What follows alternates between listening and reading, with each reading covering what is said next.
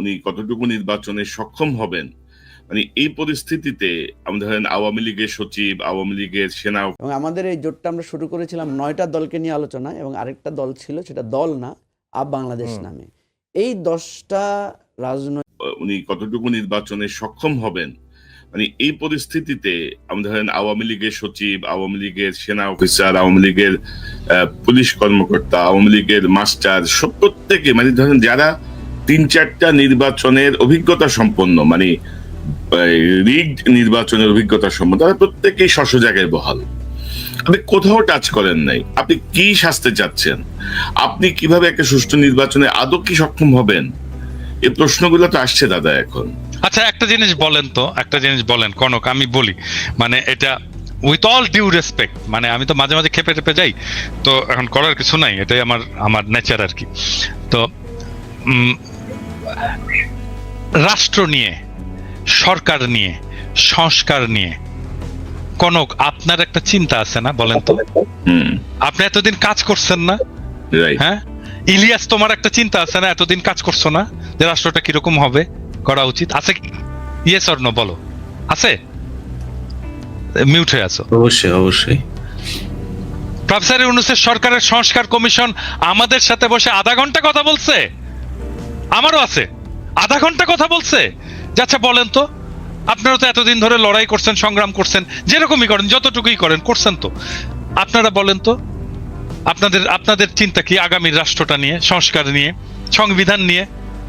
কেউ কিছু বলছে? নির্বাচন কমিশন নিয়ে কেউ বলছে? একজন বলছে? কেউ বলে নাই। কেন বলেনি? মানে কি আমাদের মাথায় বুদ্ধি নাই? আমাদের লেখাপড়া করি না আমরা? নাকি আমরা পার্ট অফ রেভলিউশন না? নাকি আমরা কিছু বুঝি না? নাকি আমরা মূর্খতা?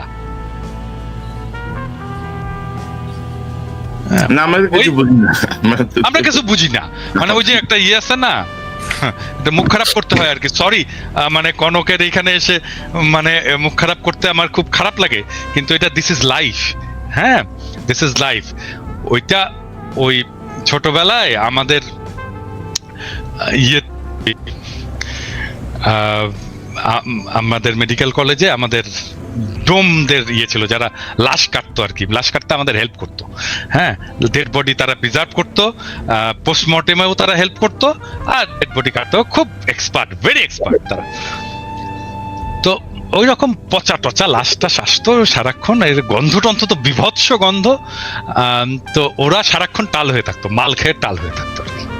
হ্যাঁ, তো ওর একজনের, এবং তারা খুব দার্শনিক কথা বলতো মাঝে মাঝে। হ্যাঁ, এত দার্শনিক কথা বলতো না, এগুলো যারা শোনেনি তারা ওই লাইফের ওই ফিলোসফি গুলো জানে না আর কি। তো বড় লোক এবং গরিব, এদের মধ্যে যে তফাৎ, এইটা সে কিভাবে এক্সপ্রেস করতো সেই ডোম আমাদেরকে। হ্যাঁ, তো সরি ফর মাই ল্যাঙ্গুয়েজ, এখানে মিউট করা যাবে না, বাট আমি তারপরেও এটাকে বলতে বাধ্য হচ্ছি, কারণ this is philosophy, this is life. সে বলতো যে ভাই, আমরা শাক খাই, পেতনি লাগাই, আর ভূত হয়, আর উনারা সোনা খায়, পরি লাগায়, আর মাল হয়। তো এই যে সরকার, এই যে প্রফেসর ইউনূসের সরকার, এইখানে দরকার সোনা খাওয়া লোক, যারা পরি লাগিয়েছে এবং যারা মাল পয়দা করেছে, তাদেরকে দরকার প্রফেসর ইউনূসের সরকারের।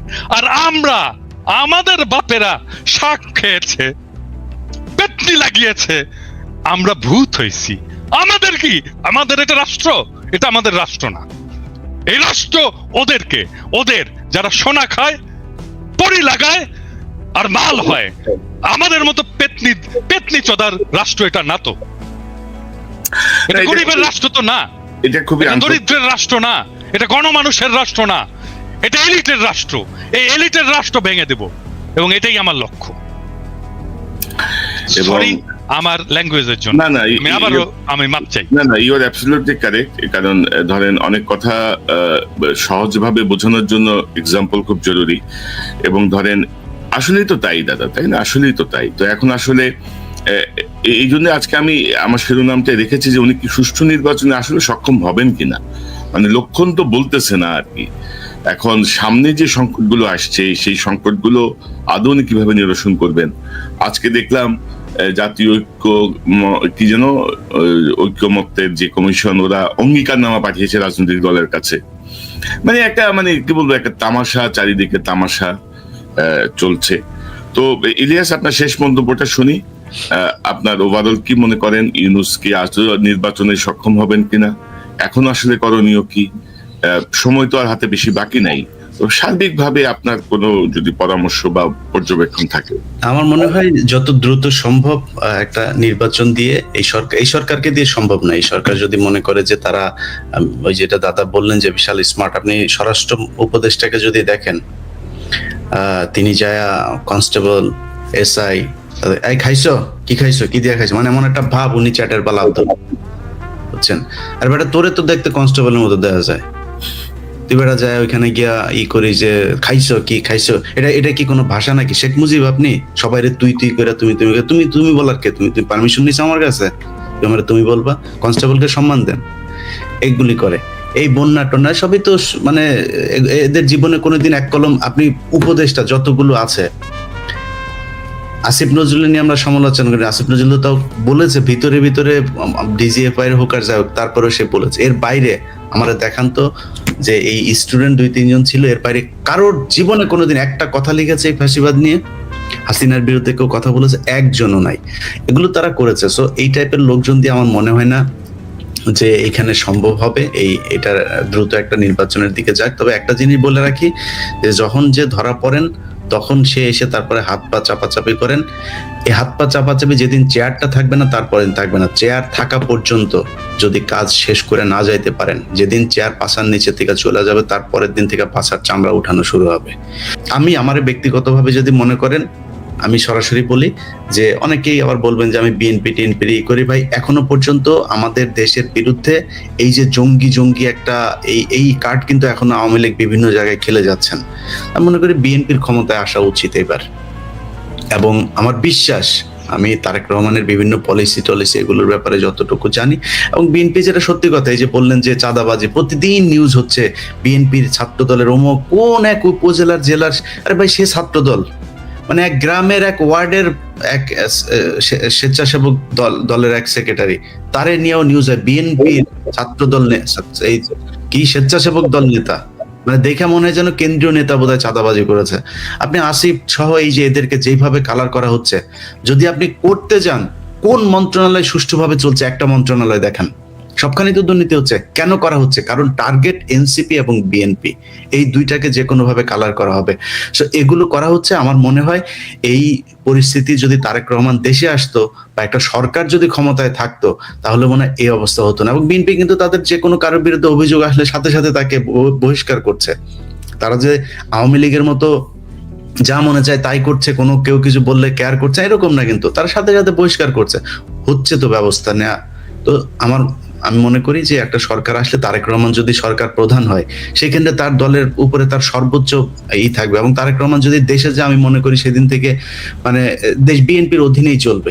সো ওইটা আমার দ্রুত করা উচিত। আমি মনে করি এই সরকারকে কোনো সুযোগ দেওয়ার, আমি নির্বাচন পেছনে আমি এই সরকারকে মনে করি না যে তারা দেশ পিছায় দিয়ে, যদি সম্ভব হয় 1 বছরে সম্ভব হইতো, আরো 6 মাস সময় আছে, আপনি সরান।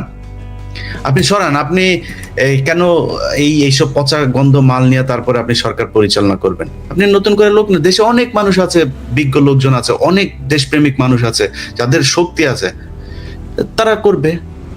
না করে যদি এইভাবে করতে চায়, আমার মনে হয় এটাকে আমি আমার জায়গা থেকে কখনোই সাপোর্ট করি না, করব না। এইভাবে দেশ চলতে পারে। দাদা একটু আগে যে মুখ খারাপ করে কথাবার্তা বললেন না ভাই, শরীরের রক্ত গরম হয়ে যায় আসলে এদেরকে নিয়ে কথা বলে। এই জন্য এতগুলো মানুষ, ওগুলি তো চোখে ভাসে এখনো। আপনার মনে নাই কনক ভাই, আমরা ঘুমাই নাই রাত, সেই গভীর রাতে 2 জন দাঁড়িয়ে দাঁড়িয়ে কি হবে, কি হচ্ছে, কি, আরে ভাই মানুষগুলি মারা যাচ্ছে চোখের সামনে। যখন এই যে করলো, লাইটগুলো সব ইন্টারনেট বন্ধ করে যখন ছবিগুলো আসতে থাকলো, ভাই খুব খারাপ। এগুলো এখনো মানসিক ভাবে দেয়। আপনি এইরকম একটা দেশের রক্তের বিনিময়ে আসা স্বাধীনতাকে আপনি এইভাবে ধ্বংস করে দিবেন, এটা কোন ধরনের সুশীলতা রে ভাই? আপনি ক্ষমতায় এসে সাথে সাথে প্রথমে আপনি মতিউর রহমান রে নিয়ে আপনি ইন্টারভিউ দিলেন, এগুলো আমরা দেখেছি। সো দেখছি অনেক কিছু। এগুলো যখন কিছু করার ক্ষমতা থাকবে না আপনাদের, তখন কিন্তু হাতে পায়ে ধরে লাভ হবে না, তখন কিন্তু সব চিড়ে ন্যাংটা করা হবে। সময় থাকতে সাবধান হন, দেশটা সঠিক পথে নিয়ে যান। জি দাদা, আপনার সর্বশেষ পর্যবেক্ষণ, মতামত, পরামর্শ। না, আমি ইলিয়াসের মতের সাথে একমত যে আমাদের দ্রুত নির্বাচনের দিকে অগ্রসর হওয়া উচিত এবং নির্বাচন শেষ করে আমাদের স্ট্যাবিলিটি নিয়ে আসা উচিত দেশে। এটাই আমাদের প্রাইমারি লক্ষ্য হওয়া উচিত। অবশ্যই নির্বাচনটাকে আরো অনেক সময় আছে, কারণ আমি আর একটা কনসার্নের কথা বলেছি, সেটা হচ্ছে যে এখনো 63% মানুষ ঠিক করেনি কাকে ভোট দেবে। সো এই 63% মানুষের ঠিক করার উপরেই নির্ভর করবে আগামীর রাজনীতি কি হবে, আগামী রাজনীতি কি হিসেবে নির্বাচিত হবে। কোনো ফ্রন্ট যদি তৈরি হয়, গড়ে ওঠে, রাজনৈতিক ভয়েস যদি দেয় 63% মানুষকে, প্রবাবলি তাহলে এই 63% মানুষের সমর্থিত দলগুলোই বা ফ্রন্টই রাজনৈতিক ক্ষমতায় যাবে।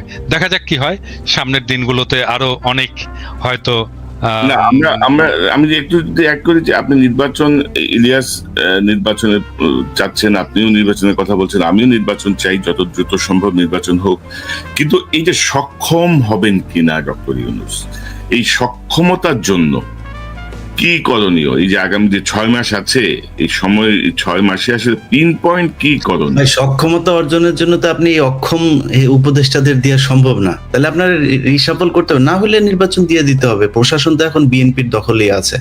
সো আমার মনে হয় অসম্ভব কিছু না। কি হবে, হয় বিএনপি আসবে, নাহলে জামাত এনসিপি আসবে, সমস্যা কি?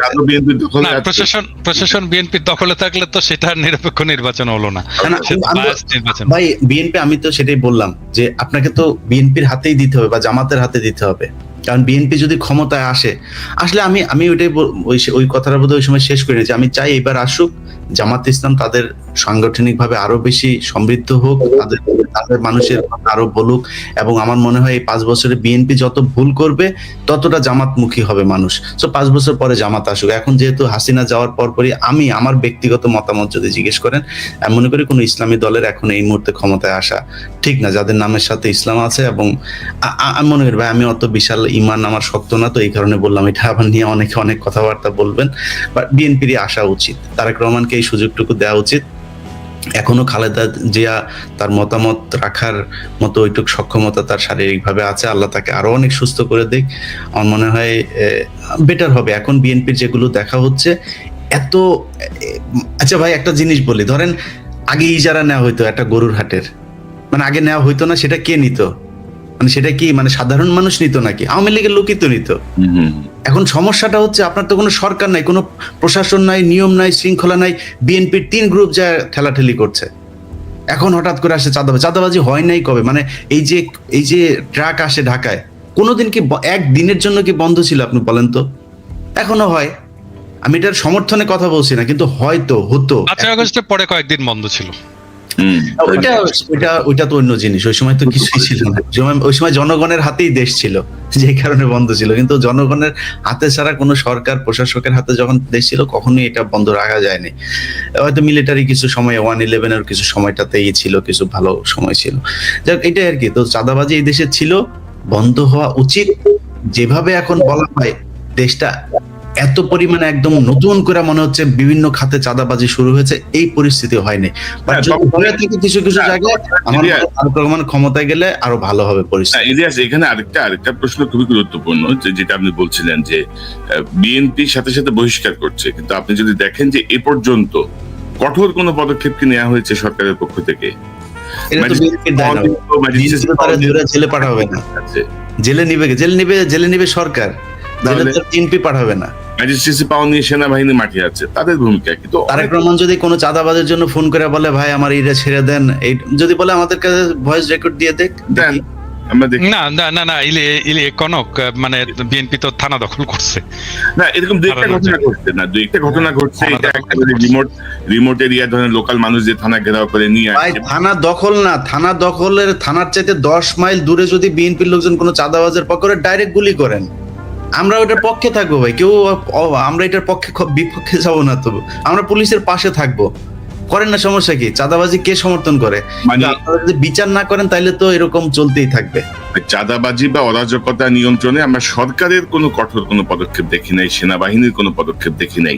তো সব মিলাই মনে হচ্ছে যেন মানে একটা সংঘবদ্ধ গ্রুপ পরিকল্পিতভাবে আরো খারাপের দিকে নিয়ে যাওয়ার একটা চেষ্টা করছে। আমরা পর্যবেক্ষণে রাখছি। জনাব পিনাকি ভট্টাচার্য, ইলিয়াস হোসেন, দুজনকে অসংখ্য ধন্যবাদ আলোচনায় যোগ দেওয়ার জন্য। অনেক বিষয় নিয়ে খোলাখুলি কথা। এবং আমাদের এই জোটটা আমরা শুরু করেছিলাম 9টা দলকে নিয়ে আলোচনা, এবং আরেকটা দল ছিল, সেটা দল না, আপ বাংলাদেশ নামে।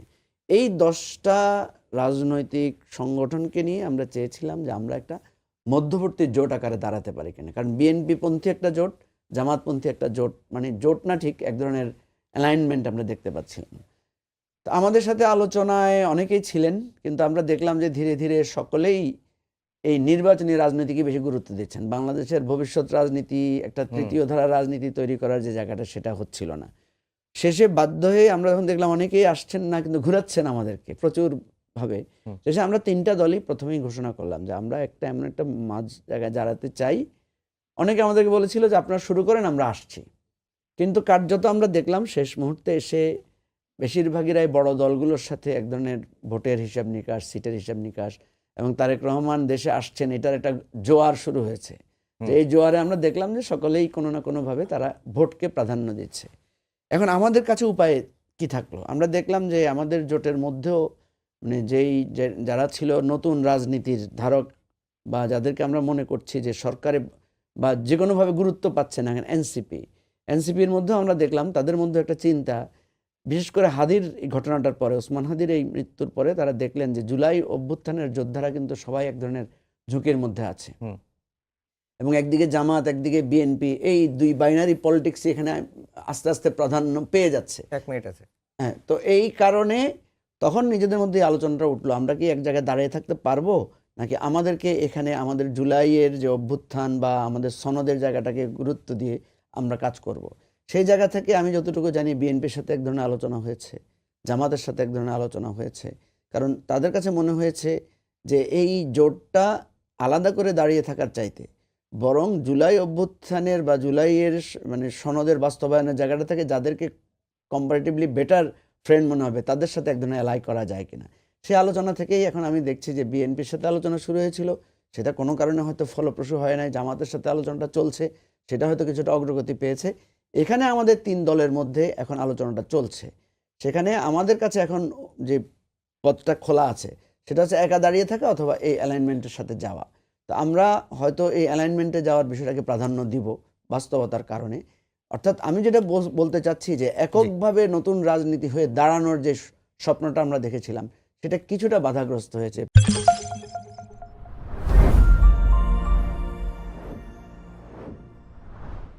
চলতি সপ্তাহে দেশের রাজনীতিতে ঘটে গেছে গুরুত্বপূর্ণ একটি ঘটনা। দীর্ঘ 17 বছর পর বিএনপির ভারপ্রাপ্ত চেয়ারম্যান যুক্তরাজ্য থেকে বাংলাদেশে এসেছেন। দলটির পক্ষ থেকে তাকে দেওয়া হয়েছে বিপুল সংবর্ধনা। অন্যদিকে দেশের প্রতিটি জেলায় বয়ে যাচ্ছে নির্বাচনী হাওয়া। চলছে রাজনৈতিক জোট এবং নির্বাচনী জোট নিয়ে আলোচনা। অন্যদিকে দেশের বাইরে ভারতে বাংলাদেশ হাইকমিশনে হামলার ঘটনা ঘটেছে এবং একই সাথে ভিসা সার্ভিস বন্ধ রাখা হয়েছে। আমি আশেকেন প্রিন্স আপনাদের সবাইকে স্বাগত জানাচ্ছি ইস্পাহানি মির্জাপুর চা মুক্তকণ্ঠ অনুষ্ঠানে। দর্শক, চলতি সপ্তাহে গুরুত্বপূর্ণ ঘটনা নিয়ে আমরা আলোচনা করব। আর এ বিষয়ে কথা বলতে স্টুডিওতে আমাদের সাথে আছেন জাতীয়তাবাদী কৃষক দলের সাধারণ সম্পাদক জনাব শহীদুল ইসলাম বাবুল। জনাব বাবুল, আপনাকে স্বাগত আমাদের অনুষ্ঠানে। একই সাথে আছেন জাতীয় নাগরিক পার্টির যুগ্ম সদস্য সচিব জনাব SM সাইফ মুস্তাফিজ। জনাব মুস্তাফিজ, আপনাকেও স্বাগত আমাদের অনুষ্ঠানে। ধন্যবাদ। জি জনাব বাবুল, দীর্ঘ 17 বছর পর আপনাদের ভারপ্রাপ্ত চেয়ারম্যান বাংলাদেশ এসেছেন। আপনারা বিপুল সংবর্ধনা দিয়েছেন। তিনি যুক্তরাজ্যে ছিলেন, সেখানকার রাজনীতি প্রত্যক্ষ করেছেন। তো তিনি আসার পরে বিএনপিতে কোনো রাজনীতিতে কোনো গুণগত পরিবর্তন আসবে কিনা এবং তার আগমনটাকে দল হিসেবে বিএনপি কিভাবে দেখছে, বিশ্লেষণ করবেন একটু। জি, থ্যাংক ইউ সাহেব মুস্তাফিজ, আপনি এবং আমাদের দর্শক শ্রোতা সবাইকে আমার সালাম এবং অভিবাদন। হ্যাঁ, তারেক রহমান 17 বছর পর বাংলাদেশে আসলেন এবং আসার পরে শুধুমাত্র বিএনপির লোক না, আসলে বাংলাদেশের মানুষ, অনেক মানুষ তাকে যেভাবে রিসিভ করেছে বা যে আবেগ, উচ্ছ্বাস এবং ভালোবাসা দেখিয়েছে, এটা একটা নজিরবিহীন ঘটনা দুনিয়ার বিভিন্ন দেশে। হ্যাঁ, অনেক দেশের স্টেটসম্যান যারা আছেন তারা দেশে ফিরেছেন, কিন্তু এত সংখ্যক মানুষ আজকেও আমি যেটা দেখলাম, এটা আমি আমার 39 বছরের জীবনে আমি কখনো দেখিনি, সত্যি কথা যেটা। এবং মানুষের মধ্যে যে আবেগ এবং উচ্ছ্বাস, যে ভালোবাসা, এটা অভাবনীয় একটা ব্যাপার, সত্য। এই 17 বছরে অনেক কিছু ঘটে গেছে বাংলাদেশের মধ্য দিয়ে, বা তারেক রহমান বা জিয়া পরিবারের উপর দিয়ে, আপনি জানেন অনেক কিছুই।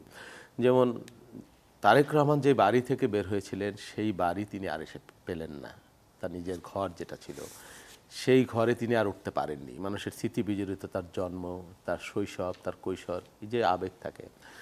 তারপরে তার একটা ভাই ছিল, সহোদর ভাই, সেই ভাই, ছোট ভাই, আদরের ছোট ভাই, তাকেও তিনি আর পেলেন না। হ্যাঁ, এখন তার কবর তাকে জিয়ারত করতে হবে। এটা, আর তার যে মা, তার যে গর্ভধারিণী, তার যে জননী, তিনি বাংলাদেশের মানুষের নেত্রী, এটা যেমন সত্য, আবার তিনি একজন মাও, আবার তারেক রহমান একজন সন্তানও। আমরা প্রত্যেকেই মানুষ, আমরা প্রত্যেকেই সন্তান, আমাদের মা আছে, সন্তান আছে।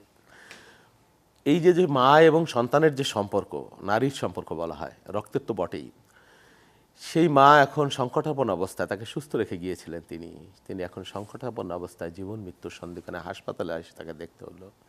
17 বছর পর তিনি আজকে তার বাবার কবর জিয়ারত করবার সুযোগ পেলেন। এই যে অনেক দুঃখ বেদনা, তার হাজার হাজার নেতা কর্মী পঙ্গু, গুম হয়ে গেছে অনেকে, তার প্রিয় সহযোদ্ধা সহকর্মী।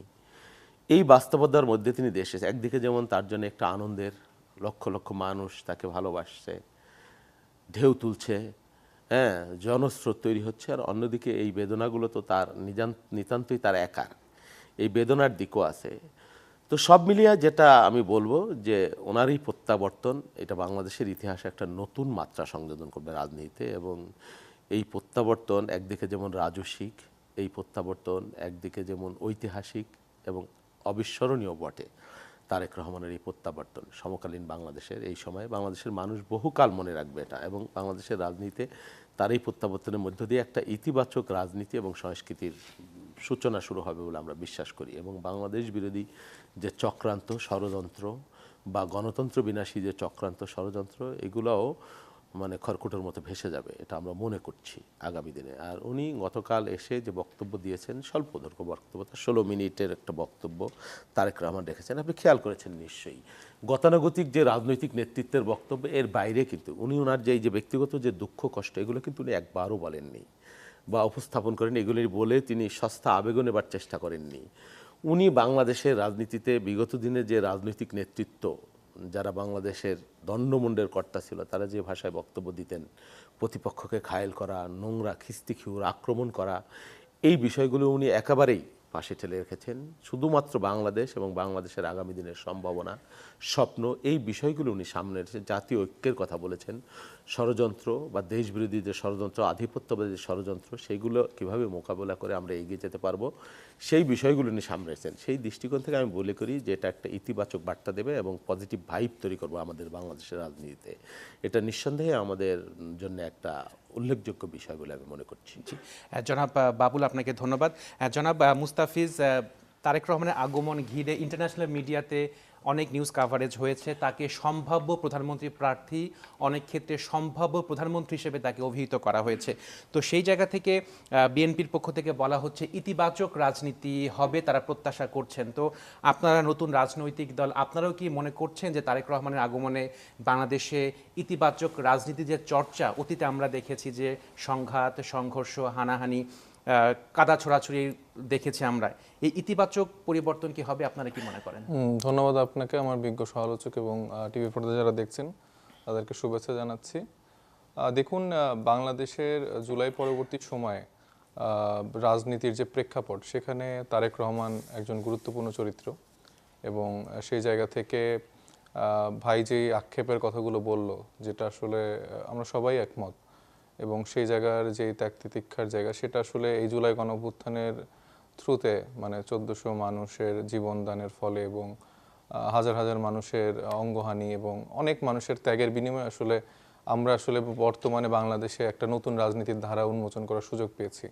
এবং সেক্ষেত্রে বড় রাজনৈতিক দল জাতীয়তাবাদী বিএনপি, যেই রাজনৈতিক দলটি আছে, তার প্রধান হিসেবে তারেক রহমানের দেশে ফেরাটা আসলে সবাই মানে এক্সপেক্ট করছিল। তো সেটা আরো আগে হলেও হতে পারতো, তবে যেহেতু এসছেন এবং ইলেকশনটা আমাদের খুবই সামনে, তো তার আশাটা এটাকে আমরা পজিটিভলি নিচ্ছি আমাদের রাজনৈতিক দল থেকে, ব্যক্তিগত জায়গা থেকে আমি মনে করি।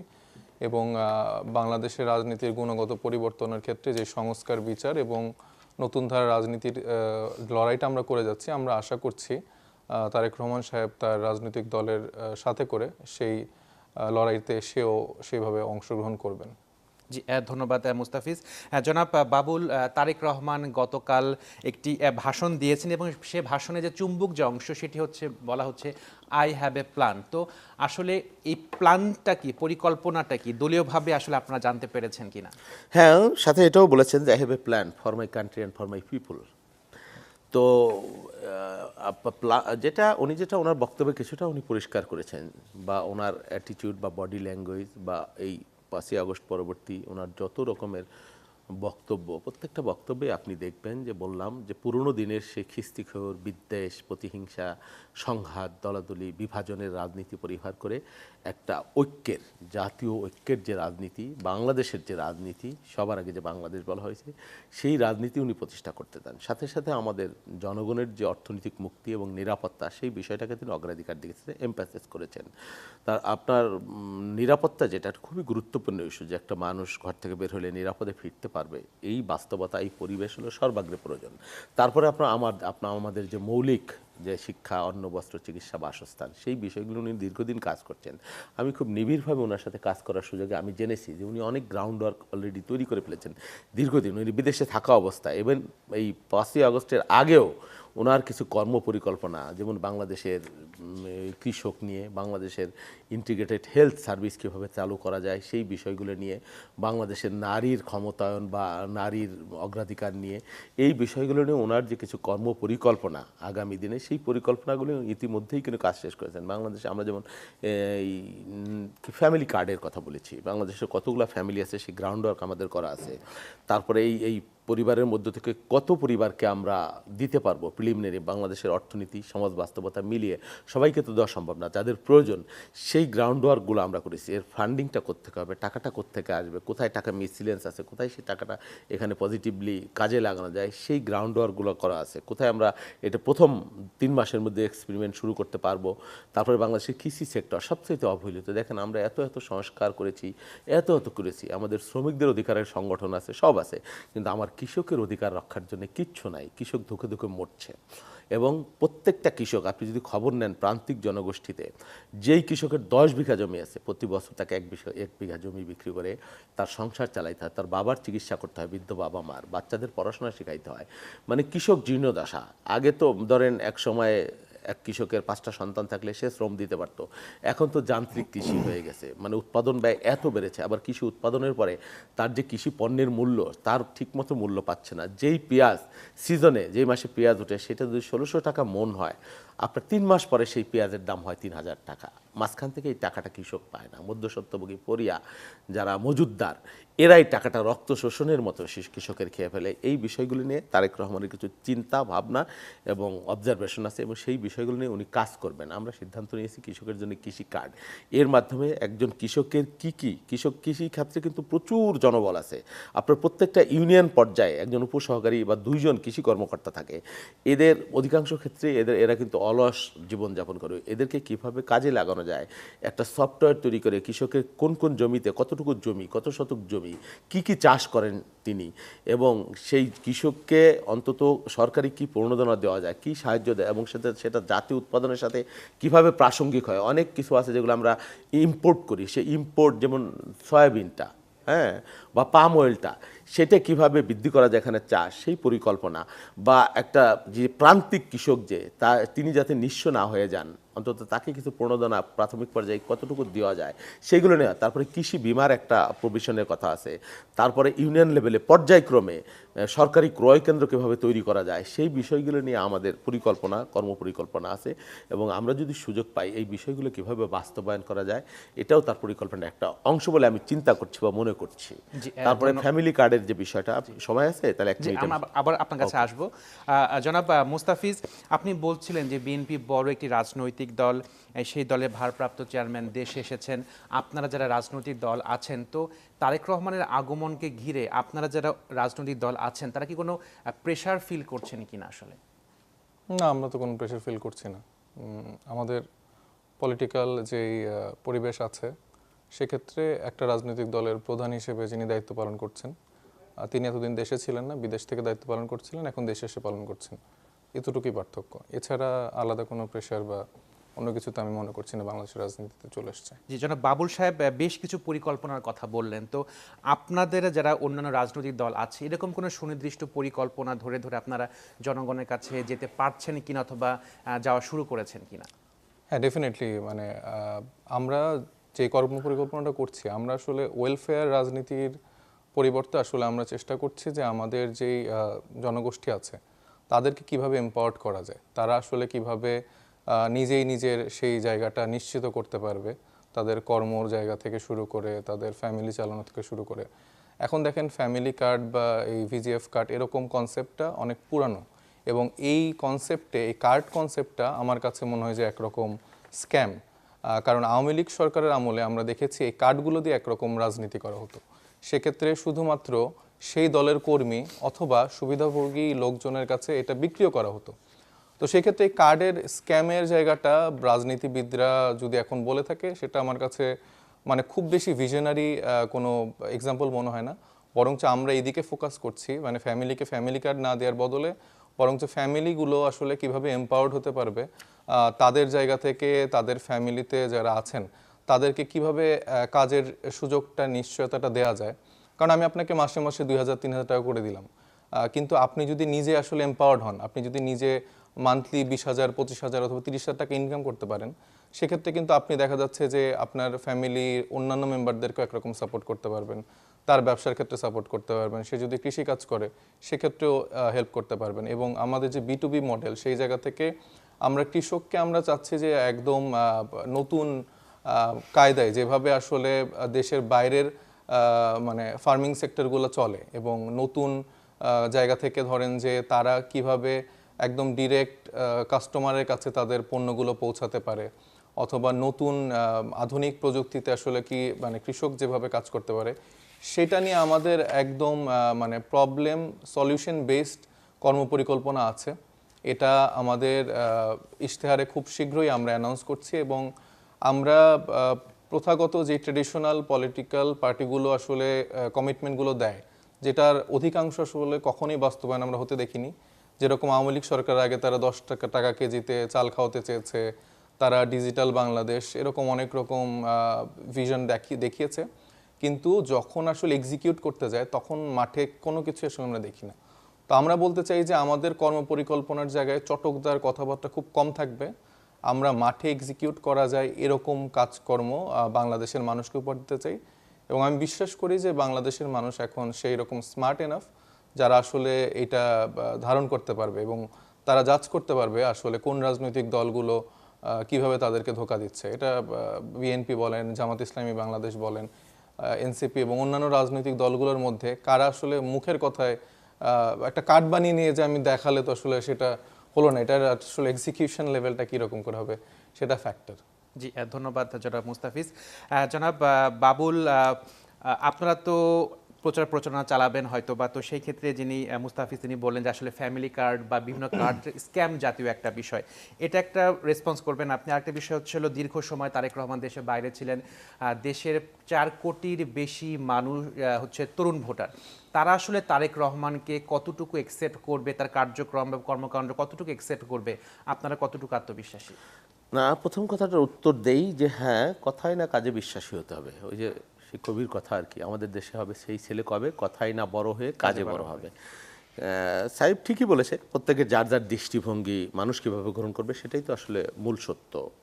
স্বপ্নের কথা সবাই বলে, শুধু স্বপ্ন দেখলে তো হবে না, স্বপ্ন কীভাবে বাস্তবায়ন করা যায় সে কাজও করতে হবে। ওই যে বলে না, এপিজে আব্দুল কালাম, যে স্বপ্ন সেটা নয় যা মানুষ ঘুমিয়ে ঘুমিয়ে, বরং স্বপ্ন সেটা যা পূরণের তাগিদ মানুষকে ঘুমোতে দেয় না, তাই না? তো কিছুদিন আগে আমাদেরকে চায়নায় পাঠানো হয়েছিল, হ্যাঁ, আমাদের দলের পক্ষ থেকে, সেখানকার অ্যাডভান্স এগ্রি, যেটা মডার্ন এগ্রিকালচার, সেটা দেখবার জন্যে। আপনি জানেন কিনা জানেন, এই ওয়ার্কটা আমাদের করা হয়েছে। প্রতি বছর বাংলাদেশের কৃষি সেক্টরে 12,000 কোটি টাকা অপচয় হয় শুধু বেশি পরিমাণে সার এবং পানির ব্যবহারে, যেটার প্রয়োজন নাই। আপনি যদি প্রযুক্তি কৃষি, যেখানে যতটুকু পানির মাটির আর্দ্রতা কতটুকু আছে সেটা মেপে, আমরা কিন্তু এখানে পানি দিয়ে ডুবিয়ে রাখি অলওয়েজ। কিন্তু একটা সময় তো আমরা দেখেছি যে আসলে সারের কৃষকরা সার পাচ্ছে না, সারের মূল্য বৃদ্ধি, তো সেই জায়গা থেকে আসলে কতটা পরিবর্তন করতে পারবেন আপনারা? আপনার সারের মিসিলেন্স হয় কত হাজার কোটি টাকা, আপনি জানেন? যে সারের প্রয়োজন নাই, এবং সারকে মানে জৈব সারে পরিণত করা বা নিজস্ব সার প্রযুক্তি তৈরি করা বা ফার্টিলাইজার তৈরি করা, আপনি মানে বাংলাদেশে যে কত সারের মিসিলেন্স হয় অপ্রয়োজনীয় সার, এইটাও আপনার হয়তো কল্পনা নাই। বা বাংলাদেশের কোন অঞ্চলের মাটির কি ধরন, আধুনিক কৃষি যেটা, সেই চিন্তাটা একটা, সেটা নিয়ে আমরা অলরেডি কাজ করেছি এবং কাজ শুরু হয়েছে। শুধুমাত্র কার্ডের ব্যবস্থাপনা না, কার্ড তো বাংলাদেশে একমাত্র স্মার্ট কার্ড বা ভোটার আইডি কার্ড, আর ভিজিএফ কার্ড যেটা দেওয়া হয়তো 3 মাস চাউল দেয়া, গম দেয়া দলীয় ভিত্তিতে, সেটা অন্য প্রসঙ্গ। আর এই কার্ডটা সকল মানুষ পাবে বাংলাদেশের, এবং ডেটা থাকবে যে কার পারিবারিক অবস্থা কেমন, সেটা ওই ডেটা বেজের মধ্যে থাকবে। সুতরাং ইচ্ছা করলে এখানে দলের লোক বা দরিদ্র লোক বা বড় লোক ঢুকিয়ে দেওয়া, এই সম্ভাবনা বা এই সন্দেহ করা আমার মনে হয় না কোনো প্রয়োজন আছে। আর আরেকটা হলো কি, ধরেন নারীর ক্ষমতায়নের কথা যেটা বলছিলাম, বা ফ্যামিলি কার্ডের কথা, বাংলাদেশের প্রত্যেক ফ্যামিলি কার্ড পাবে, এবং কার্ডের অনেকগুলো সার্ভিস এই কার্ডের মাধ্যমে পাবে নারীরা। কেন নারীরা পিছানো? বাংলাদেশের নারীরা অগ্রগণ্য না। যেই দেশের অর্ধেক নারী প্রত্যেকটা দেশের, সেই নারীদেরকে আপনি অবরুদ্ধ রেখে, বঞ্চিত রেখে, অবমাননাকর অবস্থায় রেখে কোনো জাতির উন্নতি হতে পারে না। এটা হলো আমাদের সর্বপ্রথম কথা। আপনার খেয়াল আছে কিনা জানি না, আপনার বয়স তখন কত, বেগম খালেদা জিয়া যখন 91 সালে প্রধানমন্ত্রী হলেন, প্রথম বাংলাদেশের মেয়েদের জন্য এসএসসি পর্যন্ত বিনা বেতনে পড়বার সুযোগ করে দিয়েছিলেন, এবং তারপরে 2001 সালে ইন্টারমিডিয়েট পর্যন্ত বিনা বেতনে পড়বার সুযোগ করে দিয়েছিলেন। শিক্ষা বিনিময়ে খাদ্য নারীদের জন্য সাইফুর রহমান তখন অর্থমন্ত্রী, এটা নিয়ে বিশ্ব ব্যাংকেরও কিছু অনুদান ছিল, হ্যাঁ, এবং বিশ্ব ব্যাংক এটাতে আপত্তি করেছিল, বলছে যে শিক্ষকরা মেরে টেরে খাবে। তখন সাইফুর রহমান বলছে যে তোমাদের কত টাকা কত দেশে অপচয় হইতেছে, আর আমার শিক্ষকরাও যদি কিছু খায়। এবং এর ফলটা কি হয়েছে আপনি অভাবনীয়, আপনি চিন্তা করতে পারবেন না। যে গ্রামে যদি এখন যান, ঝাঁকে ঝাঁকে মেয়েরা দেখবেন ইউনিফর্ম পরে স্কুলে যায়। আমি আমার একটা থানায় এর মধ্যে শিক্ষাবৃত্তি দিয়েছিলাম মেধাবীদের, আপনি মানে কল্পনা করতে পারবেন না, 75% হলো ফার্স্ট সেকেন্ড থার্ডের মধ্যে নারী। মানে একটা অভাবনীয় ব্যাপার। তৎকালীন বিশ্ব ব্যাংকের কান্ট্রি ডিরেক্টর ছিলেন ক্রিশ্চিনা ওয়ালিক, তার একটা মন্তব্য আছে যে বেগম খালেদা জিয়া যে বাংলাদেশের গণতন্ত্র উন্নয়ন উৎপাদনে আর কোনো ভূমিকা যদি না রাখেন, নারী শিক্ষার জন্য তিনি যে যুগান্তকারী পদক্ষেপ রেখে গেছেন, তার জন্য এলাকার মানুষ যুগ যুগ তাকে মনে রাখবে, মনে রাখা উচিত।